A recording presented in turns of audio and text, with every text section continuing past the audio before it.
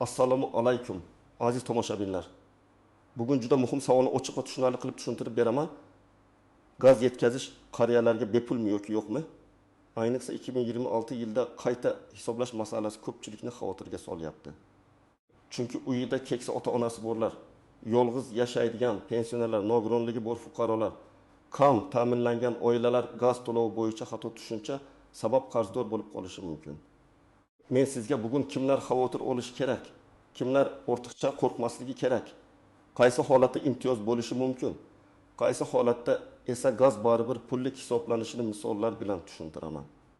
Bu ma'lumot har bir xonadon uchun kerak. Shuning uchun videoni oxirigacha ko'ring.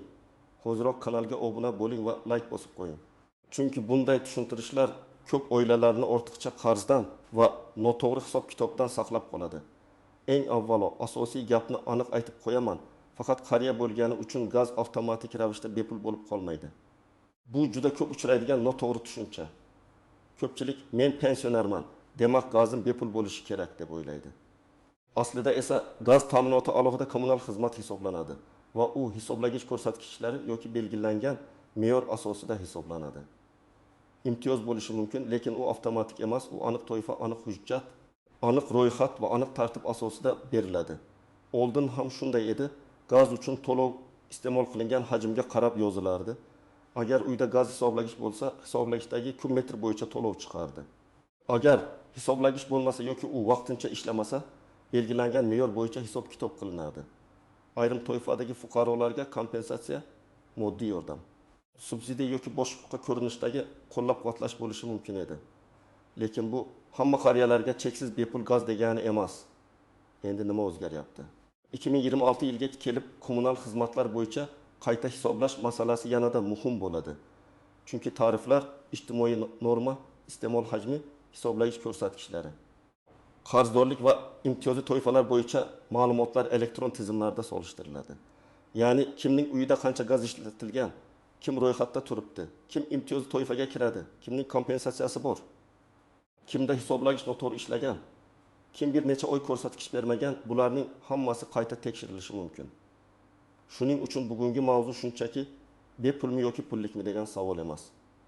Bu masala oilaning byudjeti, pensionerning daromadi, kommunal qarzdorlik, subsidiyadan foydalanish va hujjatlarni to'g'ri rasmiylashtirish bilan bog'liq. Men birinchi navbatda oddiy qoida bilan boshlayman. Gaz ta'minotida 3 ta asosiy holat bor. Birinchi holat: fuqaro oddiy iste'molchi sifatida gaz ishlatadi va to'lov qiladi. Ikkinchi holat: fuqaro ijtimoiy himoyaga muhtoj toifaga kiradi va davlat tomonidan moddiy yordam, kompensatsiya yoki subsidiya olishi mumkin. Uchinchi holat: hisob-kitobda xato bo'ladi. Masalan, hisoblagich ko'rsatkichi noto'g'ri olingan, eski qarz noto'g'ri ko'chgan, uyda yashamaydigan odamlar hisobga olingan yoki imtiyoz hujjati tizimga kiritilmagan bo'ladi. Mana shu 3 holatni ajratmasangiz, juda oson adashasiz. Masalan, 70 yoshli otaxon uyida yolg'iz yashaydi. U har oy pensiya oladi. Uyda gaz plitasi, isitish qozoni bor. Qishda gaz ko'p ishlatiladi, yozda kam ishlatiladi. Agar otaxon hech qanday imtiyozli ro'yxatda bo'lmasa, gaz uchun oddiy tartibda to'laydi. Yoshi katta bo'lgani uchun o'z-o'zidan gaz bepul bo'lmaydi. Endi boshqa misol. 75 yoshli ona yolg'iz yashaydi. Daromadi faqat pensiya. Sog'lig'i og'ir, mahalla orqali kam ta'minlangan yoki ijtimoiy himoyaga muhtoj deb topilgan. Bunday holatda u kommunal to'lovlarga yordam olishi mumkin. Lekin bu yordam gaz idorasining kassasida, siz qariyasiz. Demak, to'lamaysiz degan shaxta bo'lmasligi mumkin. Ko'pincha yordam pul ko'rinishida, kompensatsiya sifatida yoki ijtimoiy himoya tizimi orqali beriladi. Demak, odam avval to'lov majburiyatini tushunishi, keyin imtiyoz yoki yordamga hujjat topshirish kerak. Yana bir misol. Uyda yaqin yoshli bobo ro'yxatda turadi, lekin aslida u farzandlari bilan boshqa joyda yashaydi. Uy esa ijaraga berilgan yoki boshqa qarindoshlar foydalanadi. Gaz iste'moli katta, qishda oyga 500 kub metr, ba'zan 700 kub metrgacha chiqadi.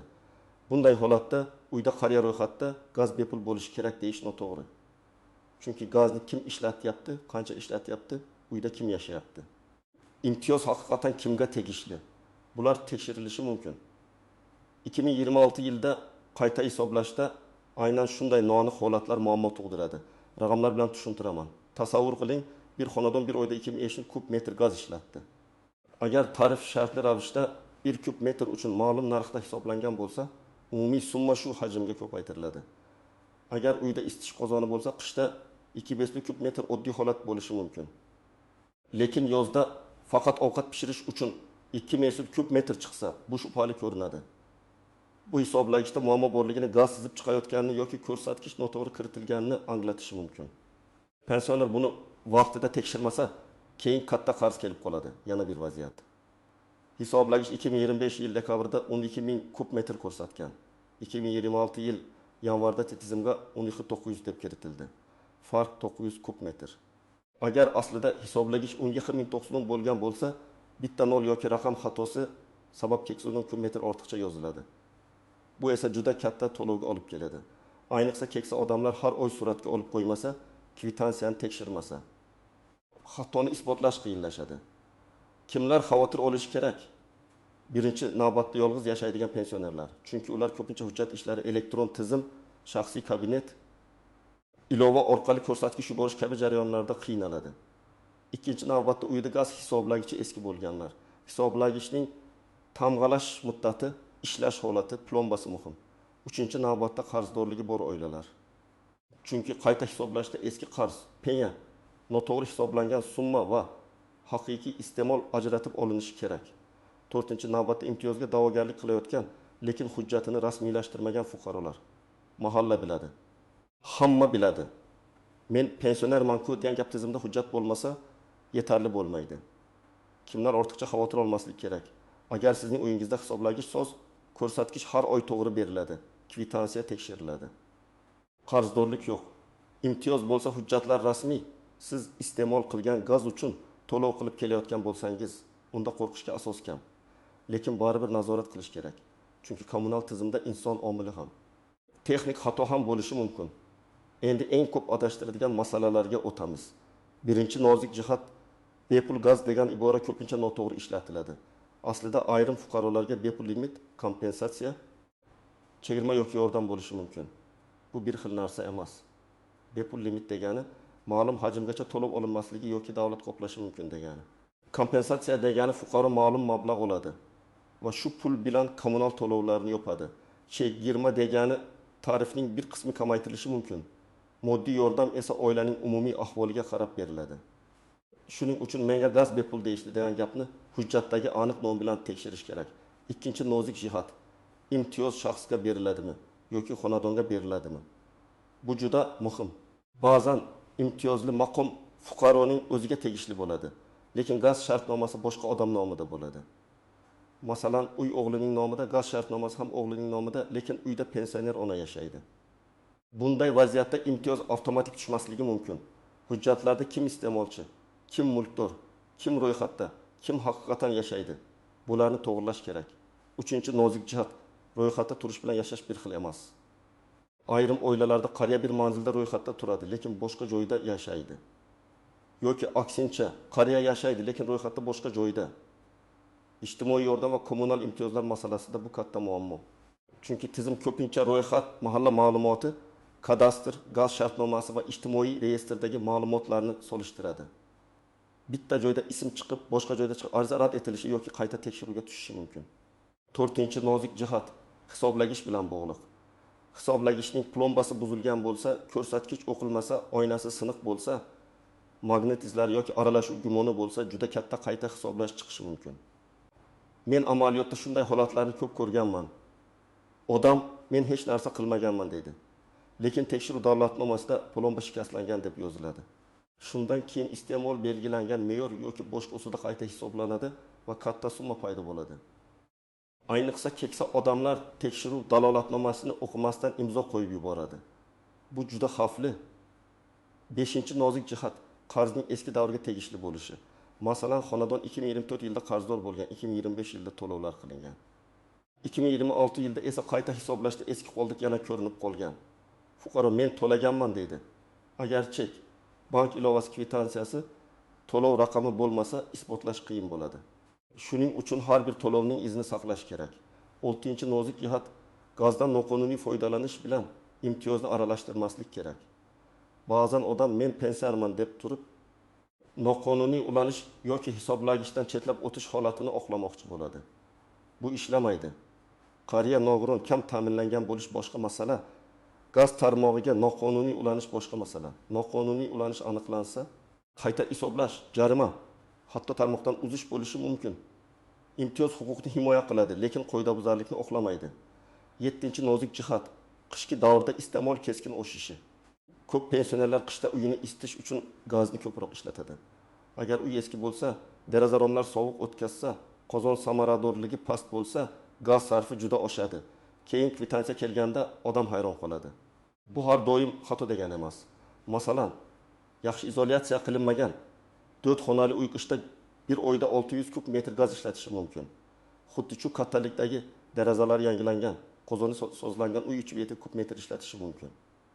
Farq katta. Demak, to'lovni kamaytirish uchun faqat imtiyoz kutish emas, texnik holatni ham yaxshilash kerak. 8-nozik jihat. 2026 yildagi qayta hisoblash sizga foyda ham berishi mumkin. Faqat zarar deb o'ylamang. Agar oldin noto'g'ri yuqori hisoblangan bo'lsa, hisoblagich ko'rsatkichlari isbotlansa, to'lovlar tasdiqlansa, ortiqcha yozilgan summa kamaytirilishi yoki keyingi oylarga o'tkazilishi mumkin. Masalan, sizdan 1200 kub metr uchun to'lov talab qilingan, lekin dalolatnoma va fotosuratlar bo'yicha haqiqiy farq 700 kub metr bo'lib chiqdi. Unda 5 kub metr bo'yicha tuzatish kiritilishi kerak. Shuning uchun hujjat bilan yursangiz, o'zingizni himoya qila olasiz. Endi eng muhim qism, siz hozirdan nima qilishingiz kerak? Men buni oddiy tartibda tushuntiraman. Birinchi qadam, gaz hisoblagichingizni tekshiring. Uning raqamini, plombasini, ko'rsatkichini, tashqi holatini ko'ring. Har oyning bir kunini tanlang. Masalan, oyning 25 kuni yoki 30 kuni hisoblagichni suratga oling. Surat aniq bo'lsin, raqamlar ko'rinsin, imkon bo'lsa telefoningizda sana saqlanib qolsin. Bu kichik odat keyinchalik sizni katta nizodan qutqaradi. Ikkinchi qadam, kvitansiyani beparvo qoldirmang. Kvitansiyada oldingi ko'rsatkich, yangi ko'rsatkich farq, tarif umumiy summa. Qarz yoki ortiqcha to'lov bor yo'qligini tekshiring. Agar siz bilbexil kub metr ishlatgan bo'lsangiz, lekin kvitansiyada berbexil kub metr yozilgan bo'lsa, darhol murojaat qiling. Keyingi oy to'g'rilanib qolar deb kutmang. Chunki xato ustiga xato qo'shilib ketadi. Uchinchi qadam, pensioner yoki ijtimoiy himoyaga muhtoj bo'lsangiz, mahallaga boring. Mahalla fuqarolar yig'inidan oilangizning ijtimoiy holati, yolg'iz yashashingiz, daromadingiz, tarkibingiz bo'yicha ma'lumotlarni aniqlashtiring. Agar siz kam ta'minlangan, yolg'iz pensioner, nogironligi bor shaxs yoki alohida yordamga muhtoj toifaga kirsangiz, qaysi yordam turlari mavjudligini so'rang. Muhimi, og'zaki gap bilan cheklanib qolmang. Ariza bering, ro'yxatdan o'tkazing, javob raqamini oling. 4-qadam, gaz ta'minot tashkilotiga yozma murojaat qiling. Agar qayta hisoblash kerak bo'lsa, arizada aniq yozing. Mening shaxsiy hisob raqamim bo'yicha 2026 yil uchun gaz iste'moli qayta ko'rib chiqilsin. Hisoblagich ko'rsatkichlari solishtirilsin. Imtiyoz yoki kompensatsiya ma'lumotlari inobatga olinsin. Mavjud qarzdorlikning qaysi davrga tegishli ekani yozma ravishda tushuntirilsin. Yozma murojaat og'zaki gapdan kuchliroq, chunki unga javob berish majburiyati bo'ladi. 5-qadam, quyidagi hujjatlarni tayyorlab qo'ying. Pasport yoki ID karta, pensionerlik guvohnomasi yoki pensiya olishingizni tasdiqlovchi hujjat, nogironlik bo'lsa tegishli ma'lumotnoma, uy hujjatlari yoki ijara shartnomasi, gaz shartnomasi yoki shaxsiy hisob raqami. Oxirgi kvitansiyalar, bank orqali qilingan to'lovlar cheklari, hisoblagich fotosuratlari, agar bor bo'lsa oldingi dalolatnomalar. Agar siz yolg'iz yashasangiz, mahalladan bu haqda ma'lumotnoma kerak bo'lishi mumkin. Tekshiruv kelganda dalolatnomani o'qimasdan imzo qo'ymang. Men buni alohida ta'kidlayman. Tekshiruvchi keldi, hisoblagichni ko'rdi, nimadir yozdi. Siz esa ishonib imzo qo'ydingiz. Keyin ma'lum bo'ladiki, dalolatnomada plomba shikastlangan, ko'rsatkich o'qilmadi. Iste'molchi e'tiroz bildirmadi deb yozilgan. Agar bunday yozuvga rozi bo'lmasangiz, imzo oldidan e'tirozim bor deb yozing yoki dalolatnoma nusxasini talab qiling. Keksa ota-onangiz yolg'iz bo'lsa, ularga ham tushuntiring. Hech qanday qog'ozga o'qimasdan imzo qo'ymasin. 7-qadam, agar sizning nomingizda imtiyoz bo'lsa, u gaz tizimida aks etganini tekshiring.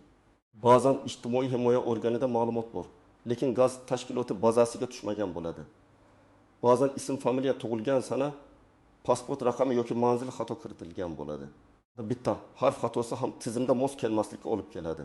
Shuning uchun menda hujjat bor deyish yetarli emas. U amalda hisob-kitobga qo'llanganini tekshirish kerak. 8-qadam qarzdorlik bo'lsa, uning tarkibini ajrating. Qarz qaysi oylar uchun? Hisoblagich bo'yichami yoki me'yor bo'yichami? Penya bormi? Oldingi mulkdordan qolgan qarz emasmi? Siz uy sotib olgan bo'lsangiz, eski qarz masalasi alohida tekshirilishi kerak. Agar xonadonni farzandingiz nomiga o'tkazgan bo'lsangiz, shartnoma ham yangilanganmi? Shaxsiy hisob to'g'rilanganmi? Shuni aniqlang. 9-qadam gaz sarfini kamaytirish choralarini ko'ring. Bu ham muhim. Derazalarni ziklang. Eshik o'ralig'ini tekshiring. Isitish qozonini servisdan o'tkazing. Gaz plitasidagi alangani tekshiring. Sariq alanga bo'lsa, yonish to'liq emasligini ko'rsatishi mumkin. Bu nafaqat ortiqcha sarf, balki xavfsizlik muammosi hamdir. Gaz hidi sezilsa, darhol mutaxassis chaqiring. Qariyalar yashaydigan uyda gaz xavfsizligi 2 barobar muhim. 10-qadam javobdan norozi bo'lsangiz, yuqori tashkilotlarga murojaat qiling. Avval tuman yoki shahar gaz ta'minoti bo'limiga, keyin hududiy tashkilotga, zarur bo'lsa iste'molchilar huquqlarini himoya qilish organlariga yoki tegishli davlat xizmatlari orqali murojaat qilishingiz mumkin. Murojaatda hissiyot emas, fakt bo'lsin. Sana, summa, hisoblagich ko'rsatkichi, to'lov cheki, dalolatnoma raqami, talabingiz. Shunda masala tezroq ko'riladi. Real hayotdagi yana bir misolni aytaman. Bir pensioner opahar oy gaz uchun maksimum so'm atrofida to'lab kelgan. Qishda birdan 600 ming so'mlik kvitansiya kelgan. U avval meni aldashyapti deb o'ylagan. Tekshirib ko'rilganda 2 oy davomida ko'rsatkich kiritilmagan. Keyin birdan umumiy farq yozilgan. Ya'ni bu xato emas, yig'ilib qolgan iste'mol bo'lgan. Lekin boshqa holatda esa hisoblagich raqami noto'g'ri o'qilgan. 304 saqlanch o'rniga 3 saqim kiritilgan. Farq 36 kub metr. Fuqaro hisoblagich suratini ko'rsatgani uchun qayta hisoblash qilingan. Demak, har bir vaziyat alohida tekshiriladi. Yana bir oilada 7-8 yoshli bobo imtiyozga hujjat topshirgan, lekin gaz shartnomasi marhum ayolning nomida qolgan. Tizimda moslik bo'lmagani uchun imtiyoz hisobga olinmagan. Oila 1 yil davomida ortiqcha to'lagan deb o'ylagan. Keyin hujjatlar yangilangan, shartnoma merosxo'r nomiga rasmiylashtirilgan, mahalla ma'lumoti kiritilgan. Shundan keyingi davrlar bo'yicha yordam to'g'ri qo'llangan. Bu misol nimani ko'rsatadi? Hujjat eskirgan bo'lsa, huquq amalda ishlamasligi mumkin. 2026 yilda qayta hisoblash mavzusida yana bir ogohlantirish. Ijtimoiy tarmoqlarda hamma pensionerlarga gaz bepul bo'ladi. To'lamanglar, qarzlar o'chiriladi degan gaplarga ishonmang. Rasmiy hujjat, rasmiy qaror, rasmiy bildirishnoma bo'lmasa, bunday gaplar xavfli. Odam to'lamay yuradi. Keyin qarz yig'iladi, ogohlantirish keladi, ayrim holatda gaz ta'minoti cheklanadi. Shuning uchun men doim aytaman, avval tekshiring, keyin qaror qiling. Agar siz qariyalarga yordam bermoqchi bo'lsangiz, eng yaxshi yordam pul berish emas, ularning kommunal hujjatlarini tartibga solishdir. Ota-onangizning gaz hisob raqamini bilasizmi? Hisoblagich qayerda joylashganini ko'rganmisiz? Oxirgi kvitansiyani tekshirganmisiz? Ularning telefoniga to'lov ilovasini ulab qo'yganmisiz? Har oy ko'rsatkich yuborilishiga yordam berasizmi? Mana shular haqiqiy yordam. Demak, asosiy xulosa shunday: qariyalarga gaz avtomatik ravishda bepul emas. Imtiyoz yoki yordam bo'lishi mumkin, lekin u aniq toifa, hujjat, ro'yxat va tartib asosida qo'llanadi. 2026 yildagi qayta hisoblashda eng muhim narsa hisoblagich ko'rsatkichlari, to'lov cheklari, shartnoma ma'lumotlari va imtiyoz hujjatlarining to'g'ri bo'lishidir. Bugunoq hisoblagichingizni suratga oling, kvitansiyangizni tekshiring. Pensioner ota-onangizning hujjatlarini ko'rib chiqing. Imtiyoz bo'lsa tizimga kiritilganini aniqlang. Agar xato ko'rsangiz, og'zaki bahslashmang, yozma murojaat qiling. Sizning hududingizda qariyalar gaz to'lovi bo'yicha qanday muammoga duch kelishyapti? Kvitansiyada xato bo'lganmi? Qayta hisoblash qilinganmi? Imtiyoz qo'llanganmi? Fikringizni izohlarda yozib qoldiring. Video foydali bo'lgan bo'lsa, like bosing, kanalga obuna bo'ling va yaqinlaringizga ulashing. Bu ma'lumot ayniqsa pensionerlar va ularning farzandlari uchun juda muhim.